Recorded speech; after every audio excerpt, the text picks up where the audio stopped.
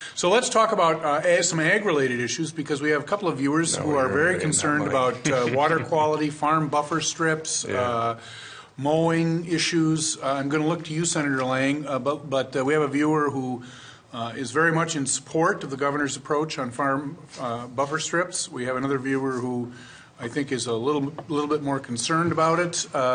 We did have a bill last year, to remind everyone. I think Representative Torkelson was heavily involved in that process. Yep. And apparently we're revisiting the question again this year. So can you bring our viewers up to date on what the status of this is? And that's right. There's, I don't know how many bills there are right now, probably 15 bills floating through the omnibus at one point or another that deal with all different aspects of the buffer strip, whether it's a Palmer amaranth weed, whether it's redetermination maps that, those maps were originally done in the late 70s, early 80s, and they're very, very incorrect, to be honest with you. In my district, Bowser said they're in that 80-90% completion rate.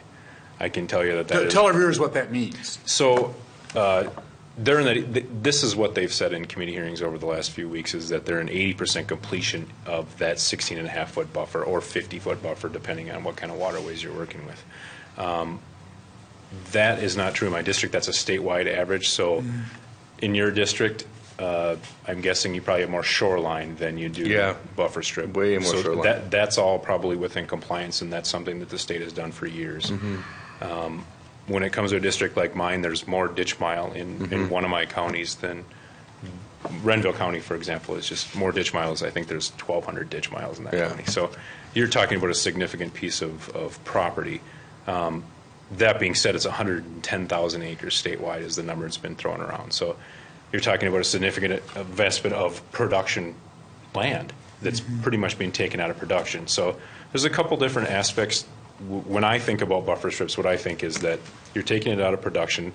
You're doing it for water quality issues, and we can all agree that water quality is a good thing. I don't think farmers as a whole want to see bad water quality. I just don't think they do.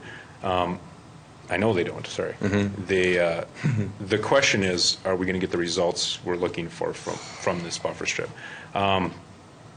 So we talked about the maps. We talked about some of the payback for the land. How are the farmers going to try to get the property to be productive? There are some. I think the governor in his budget had a $40 per acre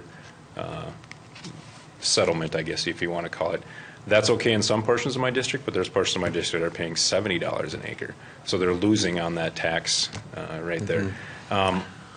So do you have a thought as to what we're likely to see, looking ahead to the end of the session, what that might look like in terms of bills that might actually pass? Being my vast experience in my third month of being a legislator, with all of those cautionary notes applied. Right. So the Commissioner Frederickson had one point said that the governor has no room to move on this. I'm a little hesitant to believe that. I guess I'd like to say that I'd like to see some movement from his point of view. And how I mean that is Bowser came in and they did a hearing in the House and they did a hearing in the Senate. And I'm going to tell them what Bowser is. Yeah, I'm sorry. Bowser is a Board of Water and Soil Resources, so they're the responsible party for the most part. Right, and then the SWCDs, the Soil and Water Conservation Districts within each district that has a watershed. Those are they institute all the, they institute the fines now, which is a new responsibility that they haven't had in the past. But they came and did a committee hearing. I think we did a 3-hour summit, I call it, and they were very willing to use some of the alternative practices that have been, the University of Minnesota has a list. It's an incomplete list, but it's a start of alternative practices that would be acceptable by Bowser and by the SWCDs as alternative. And that would be a good thing. Yeah, and I think it goes a long ways to show what the agencies will accept and consider good practices. I don't know what the governor thinks about that. Obviously, I haven't talked with him about it, but. Ditches? What do you? Well, I take a little bit of a bigger approach because I'm not as horrible pun, but in the weeds like he is, because he understands it much better than I do. His county deals with, like, I have shoreline, like you said. Yeah.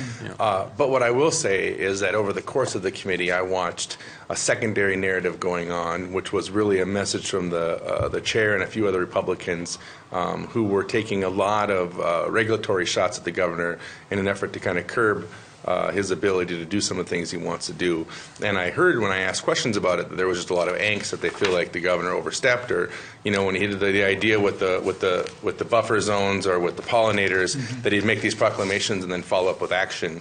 And, you know, they thought that they should be doing some of the action and then make the proclamation based on good evidence. And so there's been a lot of disagreement about that, and I think consequently when you look at a lot of the individual bills that made it through the ag omnibus bill, it was a lot of little snipping and cutting away at the governor's power and Minnesota Department of Agriculture's power. And so, you know, what happens there now is that some of the farmers are like, yay, and other farmers are like, you know, we need these folks to regulate, and there isn't a middle ground. And I'm not.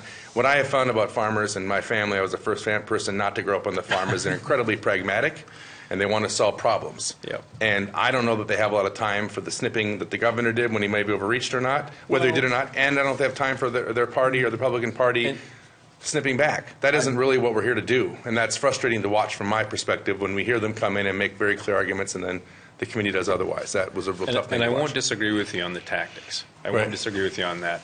However, I will, and this is an example that I actually just used yesterday, is that the buffer strip law was rolled out in a very quick, very Notice I did not deny that. yeah. So it was rolled out. I think it took a lot of the farmers by surprise, and I think you're right. Being they want to accomplish a goal, I think I've seen that across. You know, That's how farmers work. Yeah. No, there's a problem. Let's fix it. Yep. And a good example of what came across the floor when we had that amendment for this hands-free cell phones. I'm totally in support of that concept. That bill wasn't ready, and I think that's a great example of how saying, okay, it's not ready. I'm going to vote against something that I do believe in. But so this is 2 years of now we've been working trying to fix this, trying to hone this law so the farmers, the SWCDs, the Bowser, all the affected parties can deal with it. You know, the corn and soybean growers are supportive of the bill as a whole, but they don't know how to deal with it. As Right. you know, That's tough. It's complicated. yeah.